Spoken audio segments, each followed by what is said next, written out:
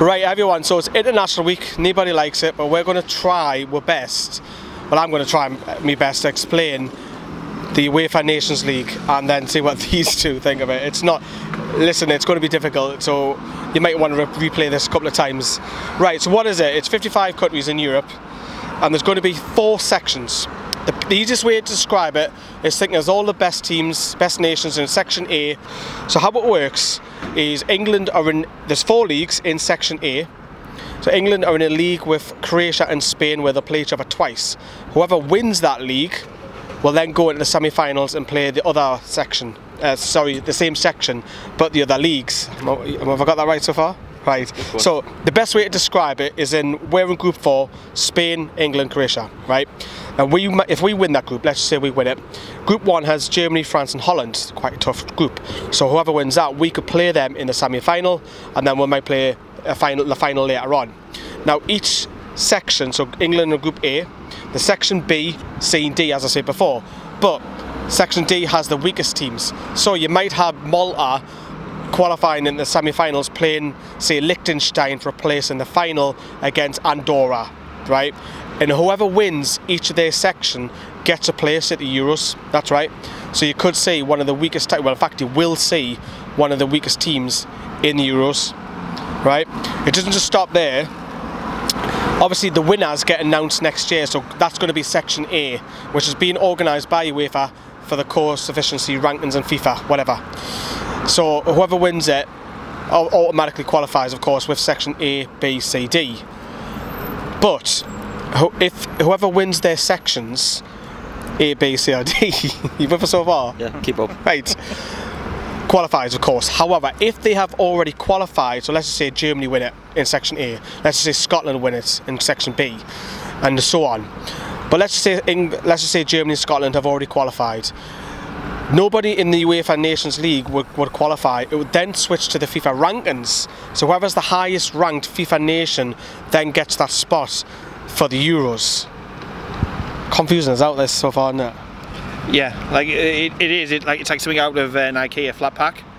It is. Yeah, it's not clear. And hopefully the pictures we've been putting on is best described. So the way I just describe it is, think of England, you've got Croatia and you've got Spain, right? England win that group, they'll go play, say, Germany in the semi, and they might play, I don't know, say, in Italy in the final. And they become the first UEFA Nations League winner. However, there is a relegation in this as well. What UEFA are trying to do is bring it a lot more competitive to get rid of friendlies. I'll get these two thoughts on that in a second. So if England come bottom, which is easily doable because we've got Spain and Croatia, yeah. If we finish bottom of our group in Section A, which is Group 4 if you're wondering, by the way, we're in Group 4, if we are relegated, we then go into Section B, which has teams such as like Sweden, Turkey, Russia, Israel, Albania, Scotland, Wales, Ireland, Denmark, and just to name a few. So we'll drop into there. But if England next year, when it restarts again, if England Group B, it's an easier way to get to the Euros for England, although I don't think England will need that route because I think we'll qualify. And this has nothing to do with the Euro qualifiers, by the way. The qualifiers for the Euros are totally different. They'll still stay as what they are now. Just this is bringing it more competitive and trying to get rid of friendlies, and lesser nations, I guess, have a better chance of qualifying. It's a hell of a lot to get your head around, Kyle, isn't it? What the hell do you make of that? So there's like qualifies for the Euros, but this is also a qualification thing as well.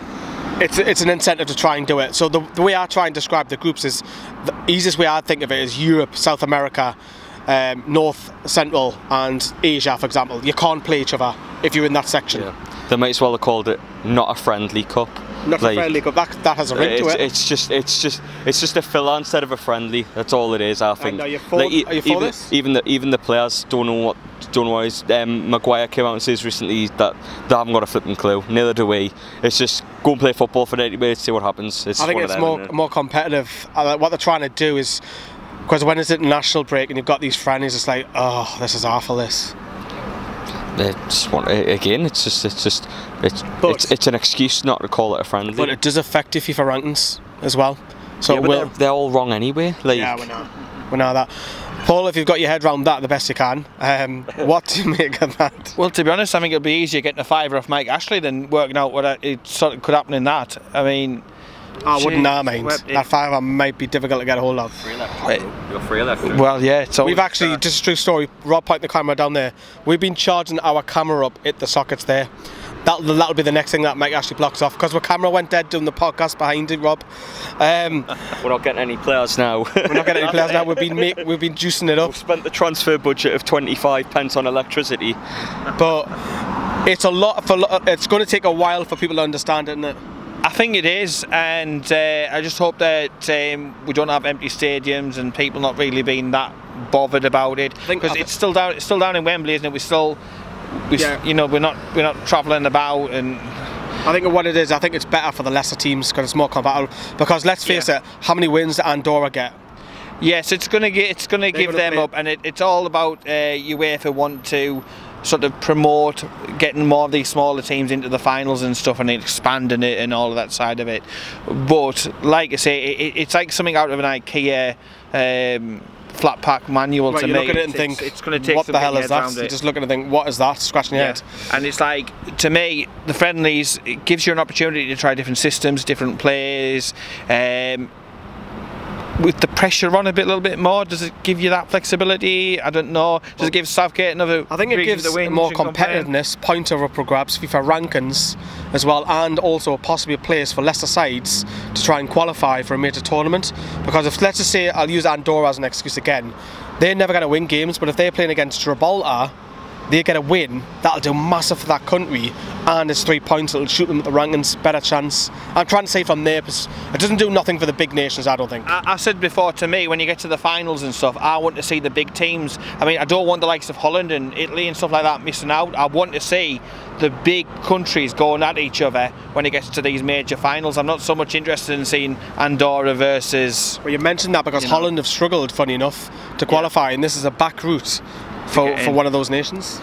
Yeah, it gives another option. Italy, I mean, England haven't qualified all the time, so again it gives us a bit of an incentive. But from a Newcastle perspective, I'm just worried about fighting 2 relegation battles rather than just 1 relegation battle. But I think we've got to give it a chance, see how it goes. You know, at least they are trying to change stuff and maybe change the ways from the ways of old with you know, what's gone on, and stuff like that, and even from like the institution and stuff like that.